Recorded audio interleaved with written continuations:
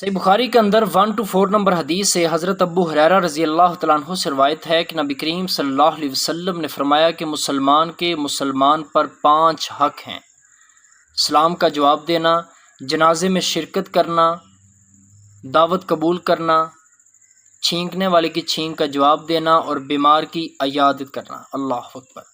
جب ہم اس حدیث پر الحمدللہ عمل کریں گے تو ہمارے اندر اسلام کے لیے ایک محبت پیدا ہوگی۔ جیسا کہ جنازے کے اندر شرکت کرنا 2 قرات کا ثواب ملتا ہے، اگر کسی بیمار کی عیادت کریں گے تو بیمار بندے کو حوصلہ ملے گا، اللہ کی ذات اس سے راضی ہوگی۔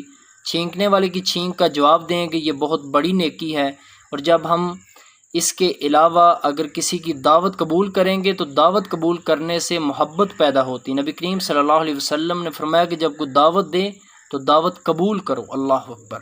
یہ تھا الحمدللہ اسلام۔ اللہ رب العزت ہم سب کو دین حق